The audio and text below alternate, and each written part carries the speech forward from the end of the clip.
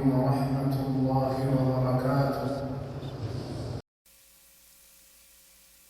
إن الحمد لله نحمده ونستعينه ونستغفره ونستهديه ونعوذ بالله من شرور أنفسنا ومن سيئات أعمالنا. من يهده الله فلا مضل له ومن يضلل فلا هادي له، وأشهد أن لا إله إلا الله وحده لا شريك له، وأشهد أن نبينا محمدًا عبده ورسوله. اللهم صل وسلم وبارك عليه وعلى آله وأصحابه. أما بعد، فيا أيها المسلمون، من أراد تمام تعریفیں اللہ ہی کے لیے ہیں. ہم اسی سے مدد مانگتے ہیں اور اسی سے بخشش طلب کرتے ہیں اور اپنے نفسوں کی شرارتوں سے بچنے کے لیے اسی کی پناہ میں آتے ہیں. جس شخص کو اللہ تعالیٰ ہدایت دے اسے کوئی گمراہ کرنے والا نہیں، اور جسے اللہ تعالیٰ گمراہ کر دے اسے کوئی ہدایت دینے والا نہیں. اور میں گواہی دیتا ہوں کہ اللہ تعالیٰ کے سوا کوئی سچا معبود نہیں، اور میں گواہی دیتا ہوں کہ اللہ کے پیارے نبی محمد صلی اللہ علیہ وسلم اس کے بندے اور رسول ہیں. اے اللہ درود و سلام نازل فرما اور برکتیں نازل فرما نبی صلی اللہ علیہ وسلم پر اور آپ صلی اللہ علیہ وسلم کی آل اور صحابہ اکرام پر. مسلمانوں، میں اپنے آپ کو اور آپ سب کو اللہ تعالیٰ سے ڈرنے کی وصیت کرتا ہوں. اللہ رب العزت فرماتے ہیں، اے ایمان والو، اللہ سے ڈرو جیسے اس سے ڈرنے کا حق ہے، اور تم ہرگز نہ مرو مگر اس حال میں کہ تم مسلمان ہو.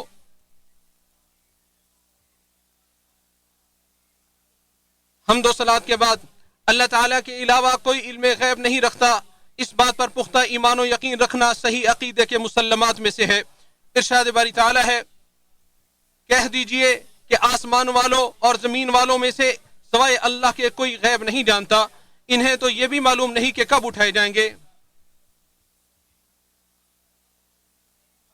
اے مومن بھائی، یہیں سے آپ کاہنوں، نجومیوں اور ہتھیلیاں، ستارے، برج اور پیالے وغیرہ جیسی اشیاء کے ذریعے علم غیب کا دعویٰ کرنے والوں کے واضح جھوٹ اور دجل و فریب کو جان سکتے ہیں.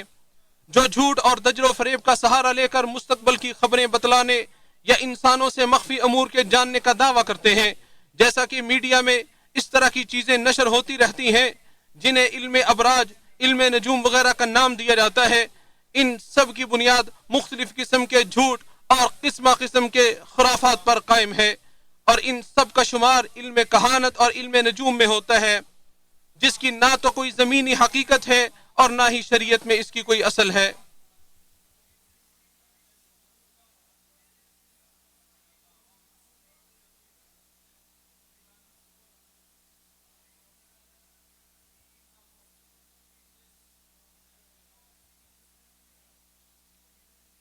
علماء شریعت کا اس بات پر اجماع ہے کہ اس طرح کی چیزیں حرام ہیں، ان کے ساتھ تعلق رکھنا اور انہیں سننا بھی حرام ہے، چاہے جائے کہ ان کی تصدیق کی جائے اور ان کو تسلیم کیا جائے.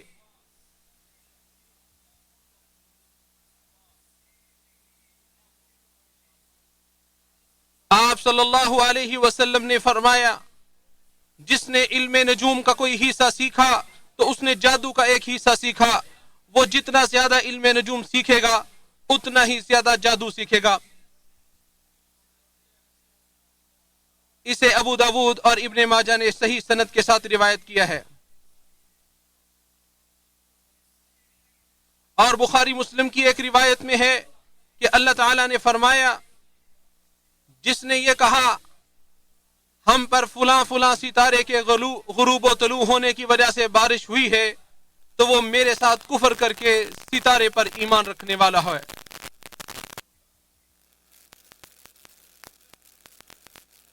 جب امیر المؤمنین خلیفہ راشد علی بن ابی طالب رضی اللہ عنہ نے خوارج سے جہاد کرنے کی غرض سے روانگی کا ارادہ کیا، تو تمام نجومیوں نے اتفاق رائے سے کہا کہ علی اور ان کے لشکر کو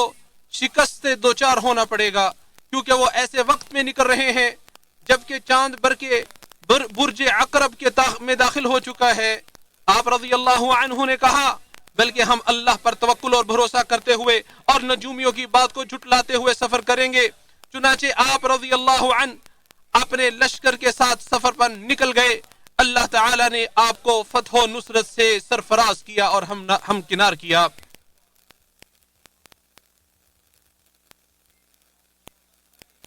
جنگ عموریہ میں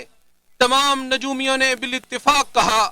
کہ خلیفہ معتصم ہرگز فتح یاب نہیں ہو پائے گا۔ خلیفہ نے ان سب کی مخالفت کی، انہیں جھٹلایا اور اللہ رب العزت پہ بھروسہ کیا اور مسلمانوں کو فتح و نصرت حاصل ہوئی۔ اسی موقع پر ابو تمام نے کہا تھا، تلوار کاہنوں کی پیشین گوئیوں سے زیادہ سچی ہے، اس کی دھار ہی حق و باطل کے درمیان فیصلہ کرتی ہے۔ پھر انہوں نے کاہنوں اور نجومیوں کے جھوٹ اور دجل و فریب کا پردہ چاک کرتے ہوئے یوں فرمایا، کہاں گئی وہ داستان، کہاں گئے وہ ستارے، وہ جھوٹ اور ملمہ کاریاں، قیاس آرائیاں اور من گھڑت کہانیاں۔ نجومیوں کی یہ باتیں پہاڑوں کے مضبوط درخت کی مانند تو کیا ہوں گی، یہ تو ندی کے کنارے اگنے والے پودے سے بھی کمزور ہیں۔ اگر ان ستاروں کے پاس کسی حادثے کے وقوع پذیر ہونے سے پہلے ہی کچھ کرنے کا اختیار ہوتا تو بت پرستوں اور صلیبیوں پر جو مصیبت ٹوٹی ہے وہ ان پر مخفی نہ ہوتے۔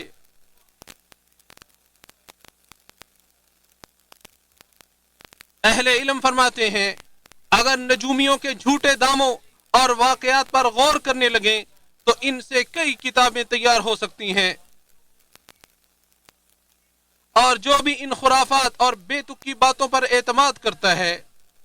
تو اس پر اس کی پاداش میں اس کے قصد و ارادے کے برخلاف سخت اور ہلاکت خیز مصیبت نازل ہوتی ہے۔ چنانچہ جو شخص بھی غیر اللہ کی طرف متوجہ ہوتا ہے، اس پر اعتماد کرتا ہے یا مخلوق پر بھروسہ کرتا ہے جو اس کے لیے تدبیریں کرے، تو اللہ عز و جل اسی کے ذریعے یا اسی کے سبب معاملات کو اس کی امیدوں کے برخلاف کر دیتا ہے۔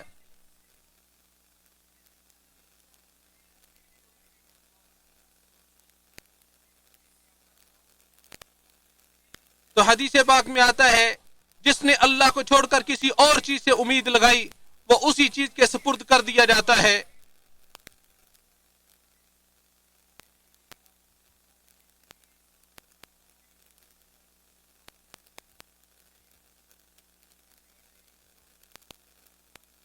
اسے امام احمد نے روایت کیا ہے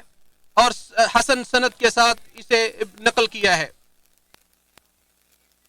اسلام نے ستاروں سے متعلق حقیقی علم کو بیان کیا ہے کہ یہ ستارے آسمان کی زینت اور علامتیں ہیں جن کے ذریعے سمتوں، جہتوں، فصلوں کے سیزن اور سال کے موسم وغیرہ کا پتہ لگایا جاتا ہے۔ ان کے علاوہ جو بھی ستاروں سے متعلقہ غلط اور باطل خیالات ہیں جن کے ذریعے لوگوں کو اپنے خالق و مالک، مدبر اور کائنات کو چلانے والی ذات کے علاوہ دوسروں سے جوڑنے کی کوشش ہو، تو یہ دراصل صحیح دین اور درست عقیدے سے انحراف ہے، اور یہ لوگوں کو ایسے اوہام و خرافات اور جاہلانہ اعتقادات کی کھائی میں دھکیلتے ہیں جن کی بنیاد کسی علمی اساس یا شرعی دلیل پر نہیں ہے۔ اسی لیے اللہ کے بندو، ستاروں سے متعلق یہ عقیدہ رکھنا کہ یہ بذات خود مؤثر ہیں اور جنگ و قتال اور شر و فتن جیسے حوادث کو پیدا کرتے ہیں، صحیح دلیل کی مخالفت کفر صریح اور شرک اکبر ہے جو انسان کو دین اسلام سے خارج کر دیتا ہے۔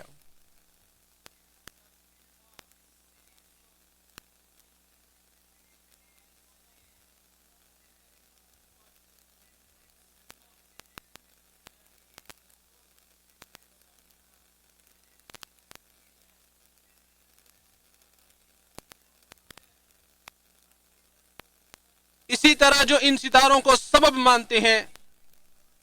اور ان کی حرکات و سکنات اور تغیرات سے یہ اخذ کرتے ہیں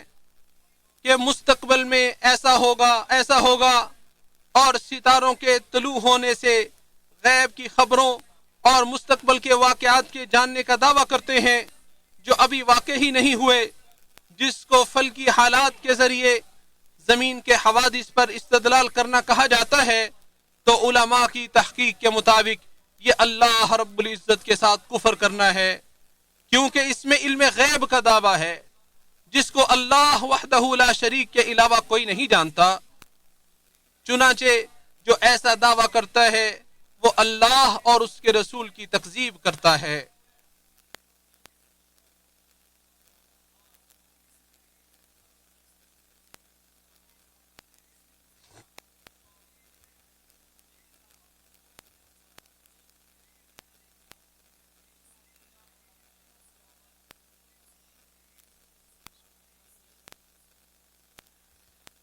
مسلمانوں، نجومیوں، قیافہ شناسوں اور کاہنوں کے پاس آنا یا ان سے سوال کرنا یا ان کی تصدیق کرنا جو جھوٹ اور بہتان کا سہارا لے کر مستقبل کی خبروں کے جاننے کا دعویٰ کرتے ہیں اور سادہ لوگ بھولے بھالے لوگوں کی عقلوں سے کھلواڑ کرتے ہیں تاکہ ان کے مالوں پر ڈاکہ ڈال سکیں اور ان کے عقائد کو بگاڑ سکیں، یہ سارے امور شرعی نصوص اور قطعی دلائل کی روشنی میں حرام ہیں۔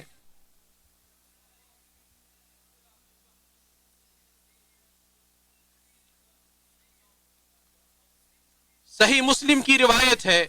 کہ نبی صلی اللہ علیہ وسلم نے فرمایا، جو کسی قیافہ شناس کے پاس آ کر کسی چیز کے بارے سوال کرتا ہے تو اس کی 40 دنوں کی نمازیں قبول نہیں ہوتی۔ لہذا اے مسلمانوں، ان کے پاس جانے، ان سے سوال کرنے سے بچو، کیونکہ یہ سخت محرمات، حرام شدہ اور کبیرہ اور قبیح گناہوں میں سے ہیں۔ اور ہر وہ شخص جو غیب کی چیزوں میں سے کسی چیز کے جاننے کا دعویٰ کرتا ہے تو اہل علم کی تحقیق کے مطابق اس پر کاہن اور عراف کے نام کا انطباق ہوتا ہے، یا اس کے معنی میں وہ شریک ہو جاتا ہے، لہذا اس کو انہی میں سے شمار کیا جاتا ہے، لہذا اس کو انہی میں سے شمار کیا جائے گا۔ امام مسلم رحمہ اللہ نے اپنی صحیح میں معاویہ بن حکم سلمی رضی اللہ عنہ سے روایت نقل کی ہے، وہ کہتے ہیں، میں نے عرض کیا، اللہ کے رسول، کچھ ایسے کام ہیں جو ہم زمانہ جاہلیت